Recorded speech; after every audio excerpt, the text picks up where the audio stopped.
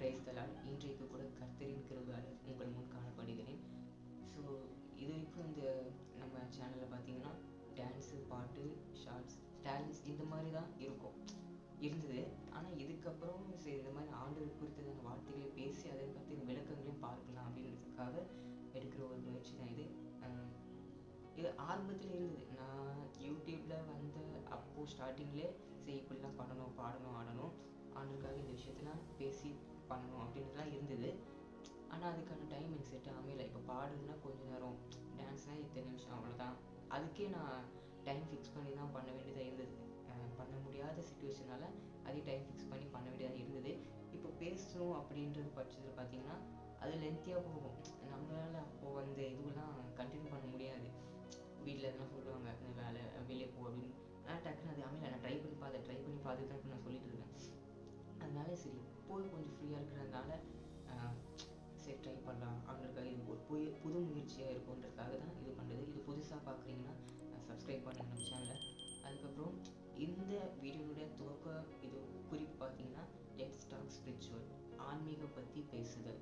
So இதுக்காக தான் நம்ம இந்த வீடியோ தொடங்கியிருக்கோம். ஸோ அந்த தலைப்பில் இதை பார்க்கும்போது ஆன்மீக வழிநடத்துதல், ஸ்பிரிச்சுவல் கைடன்ஸ் அப்படி பற்றி தான் நம்ம பார்க்க போகிறோம். ஸோ நிறைய பேர் லைஃப்பில் பார்த்தீங்கன்னா அவங்க கிறிஸ்டியன் அதான் பிலீவர்ஸாகவே இருப்பாங்க. ஆனால் அவங்க லைஃப்பில் பார்த்தீங்கன்னா ஒரு வழி நடத்துது ஆண்டருக்கு அவங்களுக்கு ஒரு நிறைய இந்த கனெக்ஷன்ஸ்லாம் அந்தளவுக்கு இருந்திருக்காது. ஒரு பாவத்தின் இதனால அவங்கள வீழ்க்கப்பட்டிருக்கலாம், அதாவது கீழே தள்ளப்பட்டிருக்கலாம். அந்த வீழ்ச்சினால இவங்க என்ன பண்ணியிருப்பாங்க, டவுன் ஆகிருப்பாங்க. ஸோ அதனால் ஆண்டோட வார்த்தைகளும் இவங்களுக்கு ஈஸியாக கடந்து வர முடியாது, ஆண்டோடைய செய்கைகளை இவங்க அறிந்து கொள்ள முடியாது, ஆண்டோடைய எண்ணங்களும் இவங்களுக்கு ஈஸியாக வந்து புரிந்து கொள்ள முடியாது. ஸோ ஆண்டருக்கும் நமக்கும் அந்த ரிலேஷன்ஸ் கரெக்டாக இருந்தால் மட்டும்தான் நம்மளால் அவர் செய்யத்தை அறிந்து கொள்ள முடியும், அவர் என்ன செய்ய போகிறது முன்கூட்டி நம்மளால் புரிந்து கொள்ள முடியும். ஸோ அப்படிப்பட்ட ஒரு நிலைமையில் இப்போ நம்ம யாருமே அந்தளவுக்கு இல்லை. ஸ்பிரிச்சுவல் அந்த நம்ம அந்த தெளிவெல்லாம் நம்ம இப்போ அந்தளவுக்கு யாருமே இல்லை. ஏன்னா எப்போ பார்த்தாலும் இப்போ யூடியூப் வந்தாலும் நானே பார்க்குறேன், யூடியூப் வந்தாலே குறையும் கரையுமா இருக்குது. யாரை பற்றி நம்ம இப்போது ஒருத்தர் மெசேஜ் நம்ம பிடிச்சி நம்ம கேட்குறோம், அந்த மெசேஜ் ஆரம்பத்துலேருந்து முடிவு வர நமக்கு சமாதானம் கொடுக்குற மாதிரி இருந்தாலும் கூட இன்னொரு நாள் பார்க்கும்போது அந்த மெசேஜ் கொடுத்ததான வீடியோவை இன்னொருத்தர் என்ன சொல்கிறதுனா குறை பற்றி பேசியிருப்பாங்க. ஸோ அப்படி பார்க்கும்போது எனக்கு ஒரே இது என்னடா இது, நமக்கு அன்றைக்கி கேட்கும்போது நமக்கு அது ஆறுதலாக இருந்தது, இன்றைக்கி இதை குறைய கண்டுபிடிச்சி பேசுனா நம்ம எதை ஃபாலோ பண்ணுறது, இது கரெக்டாக அது கரெக்டாக அப்படின்ட்டு ஒரு நிறைய இது கொஞ்ச நாளாகவே அப்படி தான் இருந்தேன். ஸோ இதனால் அந்த ஸ்பிரிச்சுவலில் நம்ம நல்லா ப்ரேயர் பண்ணுறவங்க இருந்தாலும் இல்லை பாடி துதிக்கிறவங்க இருந்தாலும் நமக்கு இதை பற்றின யோசனை வரும்போது நம்ம அதை வந்து கீழே வீழப்பட்டுறோம்.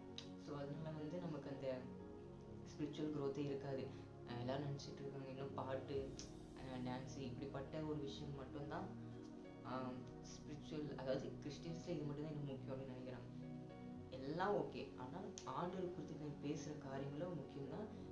எல்லாத்துலேயும் கரெக்டாக நம்ம லெவலாக இருக்கணும். ஒன்றை மட்டும் கிறிஸ்டியன்ஸ் அதான் பிலீவர்ஸ் நம்மளை பொறுத்த வரைக்கும் ஒரு காரியத்தை மட்டுமே நம்ம ஏற்றி பார்க்கக்கூடாது. பாட்டோ டான்ஸ், நானும் தான் ஆடுறேன், நானும் தான் பாடுறேன், அதாவது நான் அதுக்காக நான் ஆடுறது மட்டும் தான் சொல்கிறேன், நான் பாடுறது மட்டும் தான் சொல்கிறேன் அப்படிலாம் கிடையாது. ஆடுறதுலேயும் ஒரு லெவல் இருக்குது, பாடுறதுலேயும் ஒரு லெவல் இருக்குது.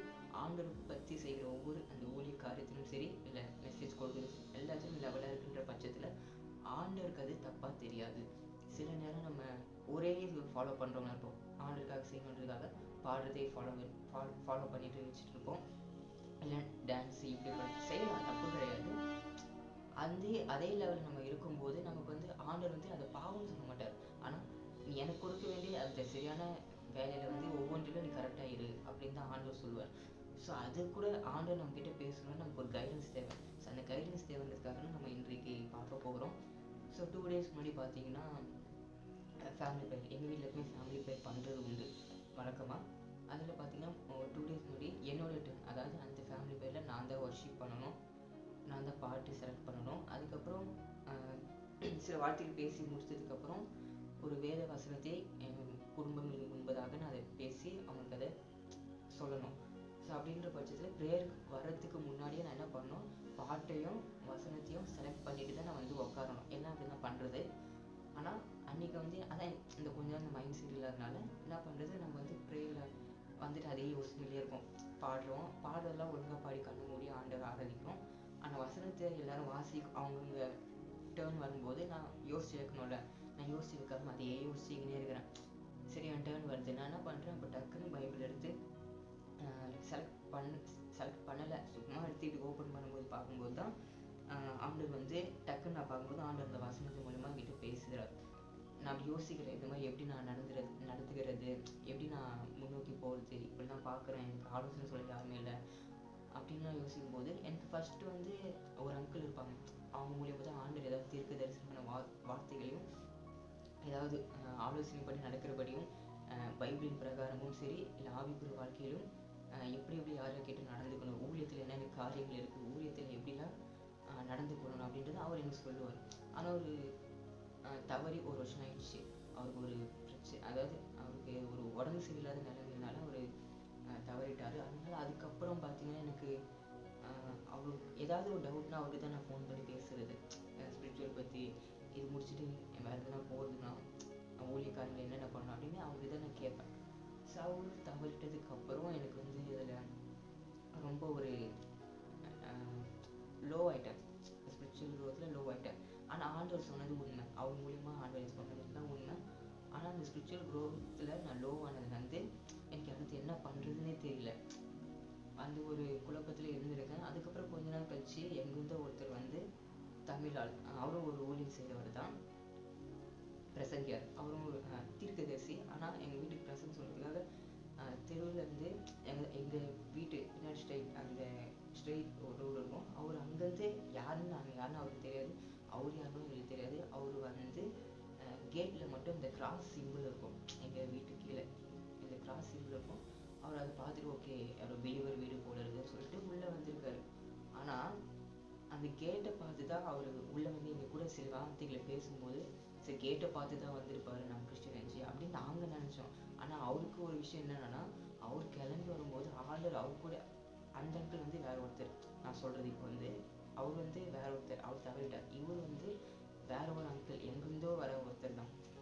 இவர் மனசில் ஆண்டவருக்கு ஒரு வார்த்தையை பேசி எங்கள் குடும்பம் எதற்காக, நான் எதற்காக அப்படின்ற ஒரு வார்த்தைகளை பேசி ஆண்டவர் அவங்களை அனுப்பியிருக்காரு. அவரை அனுப்பி எங்கள் வீட்டுக்கு வரும்போது பார்த்து நான் வந்து வீட்டிலேருந்து வரேன் இந்த மாதிரி வெளியே வந்து நிற்கும்போது என்ன பார்த்துன்னு சொல்லிட்டு நீ வந்து கீபோர்டு வாசிக்கிறேன் தானே அப்படின்ட்டு, நீ வந்து ஆண்டவருக்காக பாட்டு இது பண்ணுற அப்படின்னு சொன்னபோது எனக்கு ஒரே ஷாக். இது மாதிரி ஒரு அங்கிள் நான் சொல்லி பார்த்துருக்கேன், அவங்க வந்து வீட்டில் ரெகுலராக ப்ரேயர் பண்ணுறாங்க. நான் அந்த நம்பிக்கை டக்குன்னு வந்துடுச்சு. இவர் எங்கேருந்தோ வந்தாரே, என்னடா இப்படிலாம் சொல்கிறாரு அப்படின்னு பார்க்கும்போது எனக்கு ஒரே குழப்பமாக இருக்குது. யாரா சொல்லி வச்சு வந்தாங்களா, இல்லை யாராவது இந்த ஃப்ரெண்ட்ஸ் மூலிமா பேசப்பட்டு ஏதோ ஒரு சர்ச்சில் போய் பார்த்து அங்கேருந்து ஏதோ ஒரு சபையால் வந்து இந்த மாதிரி பேசுகிற போல நம்மளை பற்றி அப்படின்னு நினைக்கிறேன். ஆனால் உண்மையிலே ஆண்டவரால் அவர் மனசில் பேசப்பட்டு அந்த வார்த்தைகளை தான் கொண்டு வந்து இங்கே எங்களுக்கு தெரியப்படுத்தினார். எனக்கு வந்து அப்புறம் உள்ளே கூப்பிட்டு போனோம், அப்பா நாங்களாம் உள்ளே கூப்பிட்டு போய் அவர் பேச தொடங்கினார். இந்த மாதிரி ஒவ்வொருத்தர் நாங்கள் வந்து எங்கள் குடும்பத்தில் 5 பேர், அப்பா அம்மா அண்ணா அக்கா நாங்கள் 5 பேர். இங்கே 5 பேரை குறித்து ஒவ்வொரு வார்த்தையும் சொல்லும்போது என்னை குறித்து அவர் சொல்லும்போது அப்படி பர்ஃபெக்டாக சிங்க் ஆச்சு. அவர் ஃபஸ்ட்டு இந்த அந்த அங்கிள் சொல்கிறதுக்கும் இவர் சொல்கிறதுக்கும் லிங்க் ஆச்சு. அப்படி பார்க்கும்போது எனக்கு எவ்வளோ ஒரு நம்பிக்கை வந்தது, சரி நமக்கு கைடன்ஸ் கொடுக்க இன்னொரு ஆள் வந்துட்டாங்க அப்படி தான் நான் நினச்சேன். அப்படி நினச்சிட்டு இருக்கும்போது அவரும் தொடர்ந்து ஒரு 2 மாதம் அந்த மாதிரி தான் வந்தார். அதுக்கப்புறம் ஒரு சில இடர்கள்னால அவருக்கும் அந்த அவர் வந்து ஏதோ சர்ச்சுக்கு இருக்கணும் அப்படின்னு சொன்னாங்க. அதனால அவரால் சரியாக ட்ராவல் பண்ணி இங்கே வர முடியல, ஏன்னா ரொம்ப லாங்கு. அவர் ஃபஸ்ட் டைம் ஆண்டவர் அனுப்புனார்.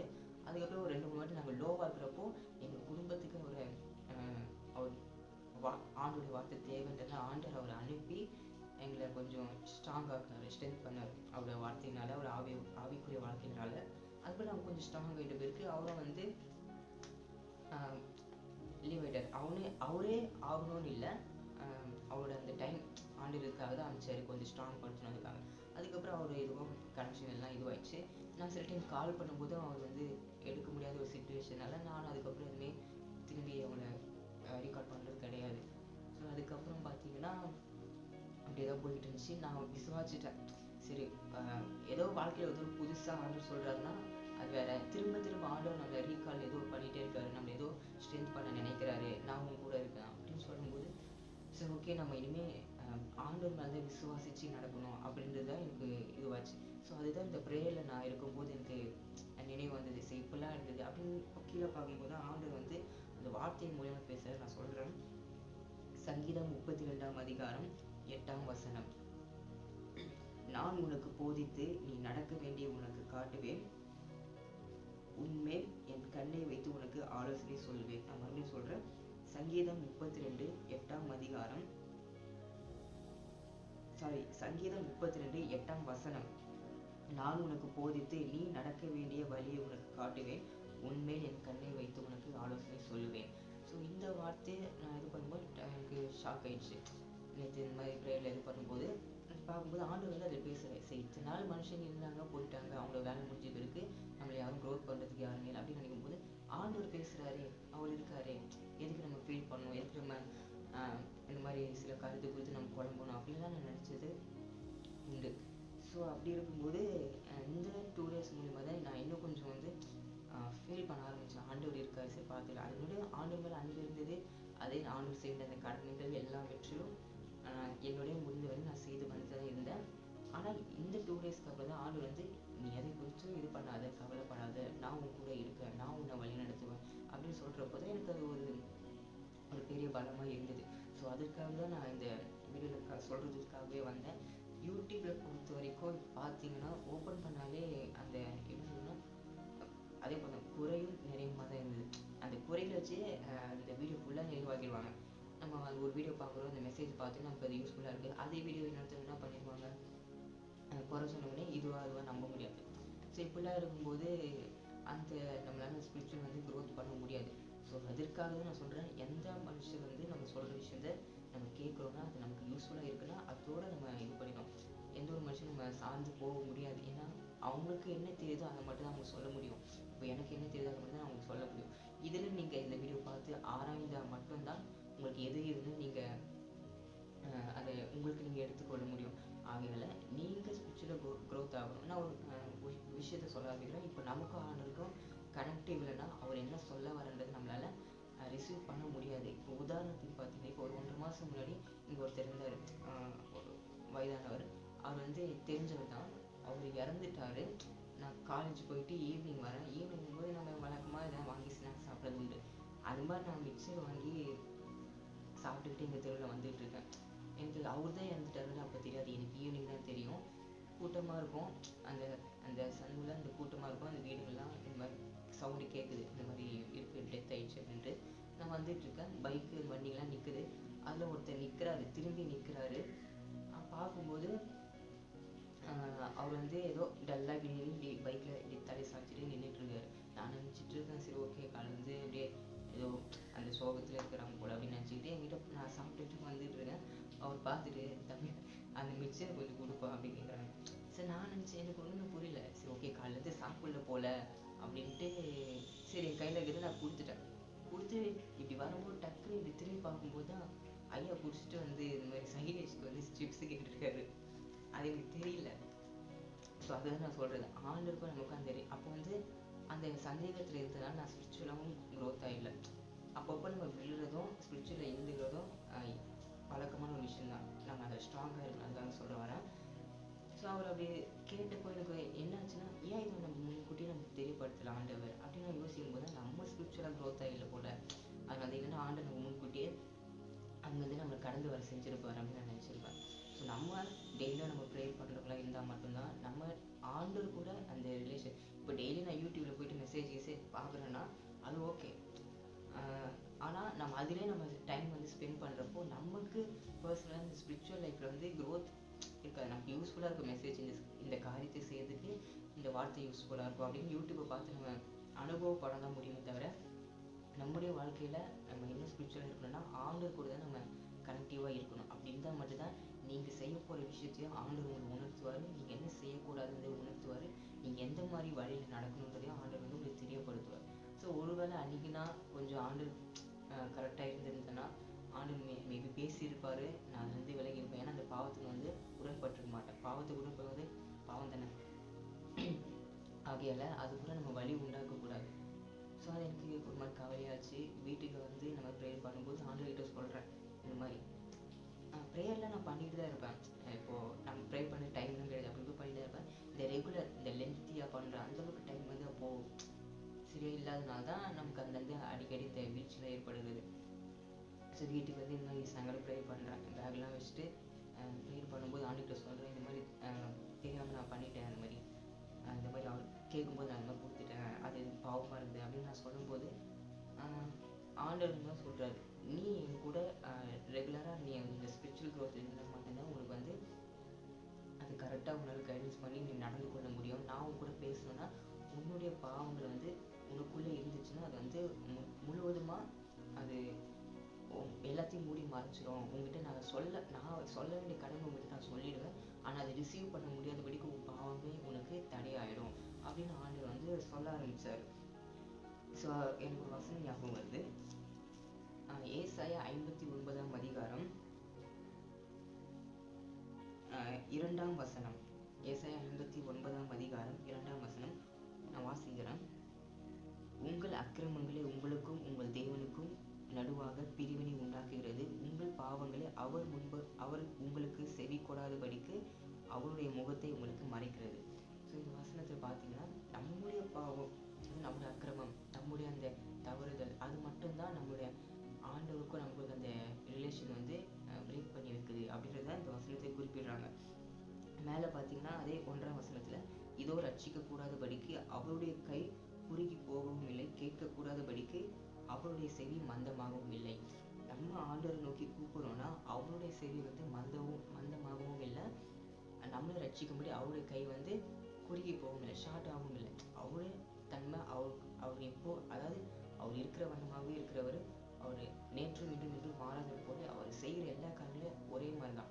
அவர் எதுவும் நமக்காக வந்து குறைக்க மாட்டார், நமக்காக எதுவும் நிறுத்த மாட்டார். அவர் செய்ய வேண்டியதை செய்வார். ஆனால் அதை நம்ம பெற்றுக்கொள்ள நம்ம கரெக்டாக இருந்த மாதிரி தான் நமக்கு அது ரிசீவ் ஆக முடியும். ஸோ அதான் நான் சொல்கிறேன், நமக்கும் ஆண்டவர் மட்டும்தான் ரிலேஷன் அந்த ஒரு ஃப்ளோவில் இருந்தால் மட்டும்தான் ஆண்டவர் நமக்கு செய்கிறது நமக்கு தெரிய வரும். நம்மளும் சில பாவங்களில் வந்து அதுலேருந்து மீண்டு கொள்ள வர முடியும். எப்போ பார்த்தாலும் இந்த யூடியூப்ல இந்த சில விஷயத்தில் வந்து மெசேஜே குறை சொல்கிறவங்களா இருக்காங்க. அப்படி பார்க்கும்போது உங்களுக்கே கூட இருக்கலாம், மெசேஜ் பார்த்து இதையே குறை சொல்கிறாங்க, நம்ம எப்படி ஸ்பிரிச்சுவல் க்ரோத் ஆகுது, எனக்கே ஸ்பிரிச்சுவல் க்ரோத் இல்லை. அதனால தான் யூடியூப்ல வந்து இந்த மாதிரி ஷார்ட்ஸ் மெசேஜ்லாம் கேட்கும்போது ஆறுதல் நினச்சி வந்தால் ஃபுல்லாகவே குறையாக வந்துட்டு இருக்கு அப்படின்னு சொல்கிற ஆடுறது கூட மெசேஜில் கூட குறைய கண்டுபிடிச்சி சொல்கிற ஆட்கள் இருக்கும் பட்சத்தில் எப்படி நம்ம வாழ்கிறது அப்படின்னு சில பேர் சொல்கிறாங்க. ஸோ அதெல்லாம் பார்த்து நானும் கூட நிறைய நேரத்தில் குழம்பி ஆல்ரெடி கேட்கும்போது எப்படி ஸ்பிரிச்சுவல் க்ரோத் ஆக முடியும், இப்படிலாம் இருக்குது, எப்படி இந்த காலகட்டத்தில் எப்படி நம்ம முன்னோக்கி போகிறது அப்படின்னு யோசிக்கும்போது ஆண்டவர்லாம் சொல்கிறது, நீ என்ன மட்டும் சார்ந்திருந்தால் மட்டும்தான் நீ ஸ்பிரிச்சுவலாக க்ரோத் ஆக முடியும். நீ செய்கிறது, அதாவது நீங்கள் என்ன செய்கிறீங்க ஆண்டவர் செய்கிறத மற்றவர்கள் நியாயத்திற்கிறத நீங்கள் காது கொடுத்து கேட்க வேணாம். அப்படி நீங்கள் கேட்குற பட்சத்தில் உங்களுக்கும் அது வந்து ரொம்ப பாதிப்பை ஏற்படுத்தும். அதாவது நீங்கள் செய்கிறது ஆண்டவர் வந்து சொல்லிப்பார். நீங்கள் ஒரு காரியத்தை செய்கிறீங்க, அது ஆண்டவரே சொல்லுவார், நீ இதை இப்படி பண்ணு அப்படி பண்ணு தான் சொல்லுவாரே தவிர நீங்கள் ஆண்டவருக்கென்று எதை செய்தாலும் அதை செய்யாது என்று தான் சொல்லவே மாட்டார். அதை செய்யுன்னு சொல்லுவார், ஆனால் இப்படி செய் அப்படி செய்கிற ஒரு மாடலேஷன் ஆண்டவர் சொல்லுவார். ஏன்னா அது ஒரு நம்ம நன்மைக்காக தான். ஆனால் நீங்கள் செய்கிற ஒவ்வொரு காரியத்தை கூட ஆண்டவர் வந்து ஸ்டாப் பண்ண வைக்க மாட்டார். ஆண்டவர் கட்டாயம் செய்வார். அது சில மனுஷங்க புரிந்து கொள்ளாமல் இது செய்தால் தவறு, அதை செய்தால் தவறு அப்படின்லாம் சில பேர் சொல்கிறாங்க. ஸோ பைபிளை பற்றி என்ன தெரியுமோ அதை ஃபஸ்ட்டு நீங்கள் உங்களுக்குள்ள நீங்கள் அதை ஏற்றிக்கொள்ள பாருங்கள். உங்களுக்கு ஒரு வருஷம் 2 வருஷம் தெரிஞ்சால் கூட நீங்கள் அதில் ரிப்பீட் பண்ணி நீங்கள் அதை ஸ்ட்ராங்காக பாருங்கள். உங்களுக்கு நான் ரெகுலராக ப்ரேயர் பண்ணுறோம் இல்லை, பைபிள் பண்ணுறோம் இல்லை அப்படின்னா கூட ஆண்டவர் தப்புன்னு சொல்ல மாட்டாங்க. உங்களுக்கு என்ன தெரியுதோ ஃபஸ்ட்டு நீங்கள் அந்த 1% ஸ்ட்ராங்காக இருங்க. அதுக்கப்புறம் அந்த ஒரு 25%, அதுக்கப்புறம் ஒரு 50%, 85% அப்படின்னு நீங்கள் போய்கிட்டே இருங்க. இருக்கிற அந்த கொஞ்சத்தில் நீங்கள் என்ன இருக்கோ அதில் உண்மையாக இருங்க. நான் இவ்வளோ தான் இருக்கேன், நான் ஸ்ட்ராங் ஆகிட்டு அதுக்கப்புறம் ஆண்டருக்கு வந்து நான் இது செய்கிறேன், நான் ஸ்ட்ராங் ஆகிட்டு அதுக்கப்புறம் வந்து நான் பைபிள் வாசிக்கிறேன், நான் ஸ்பிரிச்சுவலாக க்ரோத் ஆகிட்டு அதுக்கப்புறம் வந்து நான் வந்து உபவாசம் ஜெபம் பண்ணுறேன், இப்படிப்பட்ட அப்படிலாம் இல்லை. நீங்கள் பலவீனமாக இருக்கும்போது நீங்கள் ஜெபம் பண்ணால் மட்டும்தான் உங்களுக்கு வந்து அந்த ஸ்பிரிச்சுவல் க்ரோத்தை கொடுக்கணுமே தவிர நான் ஸ்ட்ராங்காக இருந்து தான் வந்து ஜெபம் பண்ணணும் அப்படின்ற ஒரு முடிவில் நீங்கள் வராதீங்க. அது வந்து உங்களுக்கு வந்து நாட்களை வந்து ரொம்ப குறுகி இது பண்ணிடும். உங்களுக்கு அந்த நாட்கள் வீணாகிடும். அதனால் நீங்கள் அப்படி யோசிக்காதீங்க. இப்போ என்ன வீக்னஸோட இருக்கீங்களோ அந்த வீக்னஸ் ஆண்டவர்கிட்ட சொல்லிட்டு அது மூலிமா நீங்கள் ஆண்டவர் நோக்கி நீங்கள் போக உங்களை நீங்கள் முயற்சித்து கொள்ளுங்கள். ஸோ அது ஒரு முக்கியமான விஷயம். எப்பவுமே உங்களுக்குள்ள ஒரு வீக்னஸ் இருக்குன்னா அது மற்றவங்க என்ன குறை கண்டிச்சு பேசினாலும் இது தப்புன்னு சொன்னாலும் ஆண்டவருக்கு நீங்கள் செய்து உங்களுக்கு நன்மையாக இருக்கும், ஆண்டவருக்கும் அது அருமையாக இருக்கும். ஆனால் மற்றவங்களுக்கு அது வந்து பார்க்குறதுக்கு ஒரு பாவமாக இருக்கும். ஏதோ நம்ம வாழ்க்கை சில செய்த தவறை வைத்து முழுவதுமாக நம்ம வந்து நியாயம் தீர்த்துருவாங்க, அப்படிலாம் இருக்காங்க. அதெல்லாம் நீங்கள் வந்து நினச்சிக்காதீங்க. ஆண்டவர் என்ன செய்கிறாரோ அதன்படி நீங்கள் உங்கள் வாழ்க்கையை அர்ப்பணித்துக் கொள்ளணும். ஆண்டவர் இந்த உலகத்தில் ஆண்டவர் யாரெல்லாம் உண்டாக்கி வைத்திருக்காரோ, அது சிறு குழந்தையாக இருந்தாலும் சரி, ஆண்டவர் எல்லாரையும் கொண்டு வந்தால் அந்த எல்லாருக்குமே ஆண்டவர் வைத்த ஒரு திட்டம் உண்டு. இப்போ நீங்கள் இதை பார்க்குறீங்கன்னா கூட உங்களுக்கு கூட ஆண்டவர் வைத்த ஒரு திட்டம் இருக்குது. ஒவ்வொருத்தருக்கும் ஒவ்வொன்று இருக்கும். ஒவ்வொருத்தருக்கு பாடுறது, ஒவ்வொருத்தருக்கு ஆடுறது, ஒவ்வொருத்தருக்கு பிரசங்கத்தில் விதமான அந்த ஒரு கருத்து வேறுபாடுகளை சொல்லி புரிய வைக்கிற அந்த ஞானம்லாம் இருக்கும். சில பேருக்கு அந்த நிறைய வரங்கள் இருக்குது. ஸோ அப்படி பட்சத்தில் பார்த்தீங்கன்னா உங்களுக்கு என்ன ஆண்டவர் செய்ய இது இருக்கோ அதை நீங்கள் செய்யுங்க. அதில் வந்து நீங்கள் முன்னோக்கி போங்க. நீங்கள் எதை குறித்தும் நீங்கள் இது பண்ணாங்க, யூடியூப்பில் பார்க்குறது, அங்கே பார்க்குறது, அதை செய்யாத இதை செய்யாத, கடைசியில் வந்து இது வந்து பாவமாயிடும், நீ அப்படி பண்ணுற இப்படி பண்ணுற, அந்த ஸ்டைலில் பாடாது இந்த ஸ்டைலில் பாடாது அப்படின்னு சொல்கிறேன். ஆண்டவர் ஒவ்வொருத்தருக்கும் ஒவ்வொரு தனித்துவத்தை கொடுத்துருக்கார். அது வந்து சந்தேகங்களும் மாற்றமும் இல்லை. ஆகையால் நீங்கள் உங்களுக்கு செய்ய வேண்டிய அந்த கடமையில் நீங்கள் கரெக்டாக இருங்க. ஆண்டவர் கொடுக்குற அந்த ஆலோசனையின்படி நீங்கள் நடங்க. மனுஷனை நம்பி போவாங்க. ஊழியக்காராக இருந்தாலும் நேசிக்கலாம், அவங்க செய்கிறத நம்ம கடைப்பிடிக்கலாம். ஆனால் அவங்களே நம்ம ஃபாலோ பண்ணி எப்பவுமே அவங்க கொடுக்குற அந்த தாட்ஸை நம்ம ஏற்றுக்கொள்ள முடியாது. அது ஒவ்வொருத்தருக்கும் செட் ஆகும், ஒவ்வொருத்தருக்கு செட் ஆகும். நீங்கள் வேதத்தின்படி மாத்திரம் அவங்களை அர்ப்பணித்து கொண்டு நீங்கள் அதன்படி நடந்து கொள்ளுங்கள். ஸோ கடைசியாக கூட அந்த காரியத்தை நீங்கள் எப்பவுமே நீங்கள் மறந்துடாதீங்க. வசனத்தை எப்பொழுதும் நீங்கள் நினைத்து கொள்ளுங்க. மறுபடியும் சங்கீதம் 32:8 அதை நம்ம பார்க்கலாம். சங்கீதம் 32:8 நான் உனக்கு போதித்து நீ நடக்க வேண்டிய வழியை உனக்கு காட்டுவேன், உண்மையில் என் கண்ணை வைத்து உனக்கு ஆலோசனை சொல்லுவேன். ஸோ யூடியூப்பில் பார்க்கும்போது யாரும் நமக்கு கைடன்ஸ்லாம் தர மாட்டாங்க, ஒரே குறையாக தான் இருக்கும். நம்ம அங்கே போய் ஃப்ரீயான டைமில் போய் என்ன வேணுமோ அதை மட்டும் நம்ம பார்த்து நம்ம மைண்டில் ஏற்றிக்கணும், ஸ்பிரிச்சுவல் க்ரோத் பண்ணிக்கோங்க. ஆனால் மற்ற நேரத்தில் நீங்கள் வேதத்தில் இருந்தால் மட்டும்தான் நீங்கள் கரெக்டாக இருக்க முடியும். நீங்கள் யூடியூப்பில் போவீங்க, டக்குன்னு மெசேஜ் பார்ப்பீங்க, டக்குன்னு பார்த்தீங்கன்னா அடுத்த ரிலேட்டடாக அந்த மெசேஜுக்கான குறைய பேசுகிற மாதிரி இன்னொரு வீடியோ வரும். நீங்கள் அப்படி போக நீ கேட்டுட்டு என்ன இருக்குது இவங்களை பற்றி என்ன சொல்கிறாங்க, இந்த மெசேஜ் எனக்கு அப்படின்னு கேட்டு போனால் அதுவே உங்களுக்கு வீழ்ச்சி ஆகிடும். ஸோ ஆகையெல்லாம் நல்லா தெளிவாக கேட்டுக்கொள்ளுங்க. நீங்கள் பர்சனலாக ஆண்டவர்கிட்ட உங்களோட அந்த ப்ரேயர், செல்ஃப் ப்ரேயர், அந்த ஆண்டவருக்கு நீங்கள் இருக்கிற அந்த ஒரு இடத்த மட்டும் கொடுத்து நீங்கள் முன்னோக்கி போங்க. ஃப்ரீயான டைமில் வந்து நீங்கள் இந்த மாதிரி வீடியோஸில் வந்து மெசேஜோ இல்லை இந்த மாதிரி பார்க்குறதோ ஸ்பிரிச்சுவல் தாட் பற்றி என்ன வேணால் நீங்கள் ரிசர்ச் பண்ணி பார்த்துக்கோங்க. ஸோ ஆண்டவருக்கு நீங்கள் கொடுக்க வேண்டிய அந்த கடமையில நீங்கள் உண்மையாக இருங்க. நேரத்தை வீணாக்காமல் ஆண்டவருக்கு நம்ம கொஞ்சத்தில் உண்மையாக இருந்தால் அநேகத்துமே ஆண்டவர் நம்ம அதிகாரியாக வைப்பார். இருக்கிற அந்த கொஞ்ச நேரத்தை நம்ம யூஸ்ஃபுல்லாக மாற்றிக்கணும். குறைகளை அவங்க அப்லோட் பண்ணுறாங்கன்னா நீங்கள் அதுக்கு உடன்படாதீங்க, போய் பார்க்கணும் தேவையில்லாத. ஏன்னா நமக்கு தெரியும் எது உண்மை எது போயின்னு. அப்படி இருக்கின்ற பட்சத்தில் நம்ம அவங்களுக்கு சப்போர்ட்டாக மாறிடக்கூடாது. ஸோ ஆகையால் அதை நீங்கள் பார்த்து உங்களை நீங்கள் திடப்படுத்தி கொடுங்க. ஸோ ஆண்டவர் தாமே இதோடு உங்க கூட பேசியிருப்பான்னு நான் விசுவாசிக்கிறேன். ஸோ மேன்மேலும் இந்த மாதிரி வீடியோஸ் ஆண்டவர் இன்னும் தொடர்ந்து எனக்கும் பேசி அதை உங்களுக்கு தெரியப்படுத்த ஆண்டவர் வந்து இன்னும் என்ன ஸ்ட்ராங் ஆகணும். அவரோட வார்த்தையால் இன்னும் நான் உங்களுக்கு என்னென்ன சொல்ல நினைக்கிறேனோ அதை மீண்டும் தொடரணும். ஸோ இது மூலிமா நீங்கள் பார்க்குறீங்கன்னா பிரயோஜனமாக இருந்தால் நம்ம சேனலை இன்னும் சப்ஸ்கிரைப் பண்ணாதவங்க பண்ணிக்கோங்க. மேன்மேலும் இந்த மாதிரி வீடியோஸை தொடர்ந்து போட அது எனக்கு பயனுள்ளதாக இருக்கும். ஸோ எப்படி இருந்தாலும் நம்ம போடுவோம், ஏன்னா ஆண்டவர் சொன்னால் அது போடுவோம். அது உங்களுக்கு யூஸ்ஃபுல்லாக இருக்கிறது நான் அது மூலிமா தெரிஞ்சுப்பேன். ஸோ அதுதான், வேறு ஒன்றும் இல்லை. ஸோ ஆண்டவர் தாமே உங்களோட கூட இருப்பார். எது குறித்தும் கவலைப்படாதீங்க. ஆண்டவர் உங்க கூட இருந்து என்ன செய்ய வேணுமோ அதை கண்டிப்பாக செய்வார். நீங்கள் தேவையில்லாமல் அந்த காரியங்கள் மட்டும் நீங்கள் விலக பாருங்கள். உங்களுக்கும் என்ன இருக்குது, ஆண்டவருக்கும் உங்களுக்கு அந்த ரிலேஷன் மட்டும் பிரேக் த்ரூ ஆகாமல் இருக்குது. அது மனுஷனாலும் சரி, குடும்பத்தில் இருக்கிற சில பிரச்சனையாக இருந்தாலும் அந்த மாதிரிலாம் வரும்.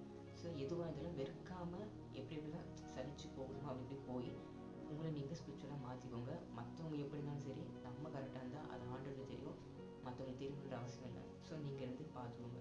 ஆண்டவர் தாங்க உங்களோட கூட இருப்பாராக. காட்